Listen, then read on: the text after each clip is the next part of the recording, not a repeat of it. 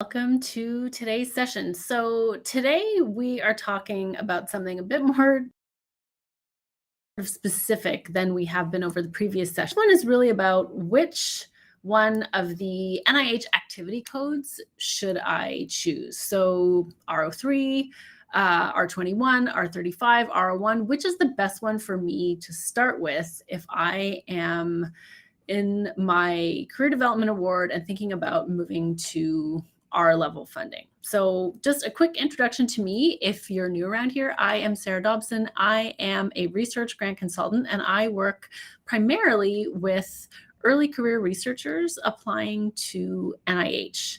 One of the programs that I run is a K to R transition program for women faculty. So if you're sort of in the middle of your K award and thinking about that next step to kind of moving to the big leagues of R level funding, I run a program to support through that process. And that is sort of I get this question.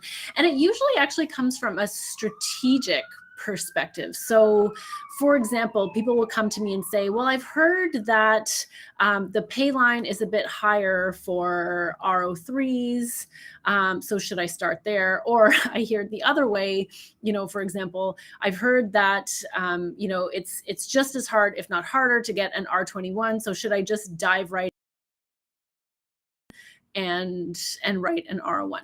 I want to kind of back up from that because in my opinion, that is the wrong way to look at it.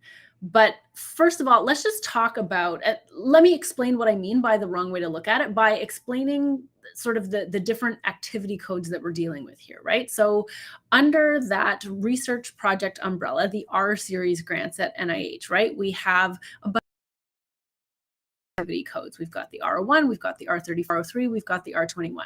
So R03s and R21s are shorter term, more limited budget type grants, right? And the R21 is generally more sort of high risk, high reward. That's where you would do that type of work within the auspices of NIH, right?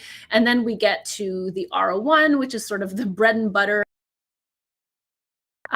large budget research project that can be, a much longer term.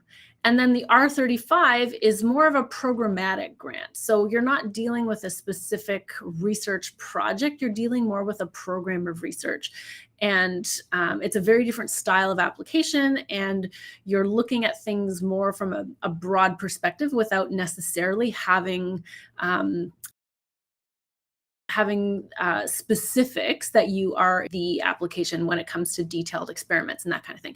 And so the reason that I wanted to just kind of review that initially is because that is part of the reason why that strategic question about which one of these should I pick, why I think we're kind of going about it in the wrong way. And the reason for that is that you don't be tailoring to the funding opportunity. You want to find the funding opportunity that matches your research, right? So you want to look at it the other way.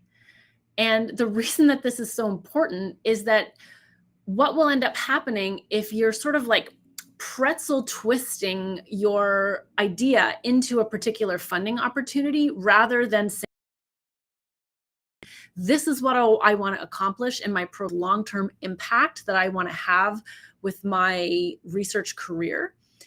If you're looking at it in that first instance, you end up having sort of an ad hoc kind of cobbled together, opportunistic set of projects that you're working on that aren't necessarily cohesive, right? And that can lead to feeling scattered and overwhelmed and, pretty fulfilled, right? But if that sort of more broad strategic approach and saying, this is what matters to me, this is where I can best use my skills and expertise and experience and curiosity and passion and sort of channel that into this program of research, then I can figure out how to carve out those projects within that sort of broader umbrella of impact that I want to have, bigger problem that I want to find ways to fit my to sort of apply those particular pieces of work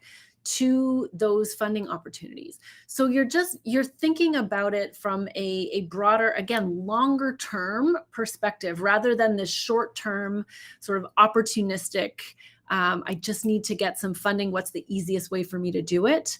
Approach, right? And so that's what we always want to be about, is how can I look longer term perspective, because that is ultimately going to lead to a more cohesive portfolio, right? And you will be focusing on the research that actually matters to you, and doing it in a way that is more aligned with your skills and abilities and interests, right? That's the name of the game. That's the goal. That's what we're trying to do here.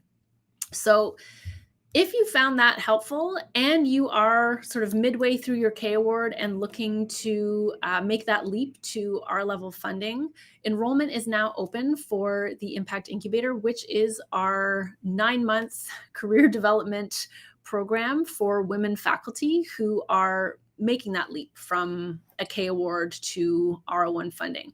And if you are looking for some support, I really encourage you to go and take our K to R readiness assessment. And that readiness assessment, there's a link to that in the video description, so you can go ahead and do that. And in that readiness assessment, you will go through the 9 components that are really essential to making that transition successfully. And you'll learn where you really need to be focusing your efforts to be able to do that well. Done that assessment, if you feel support from us in making that leap, we will invite you to apply for the program. So again, hope you found that helpful, and I will see you next week.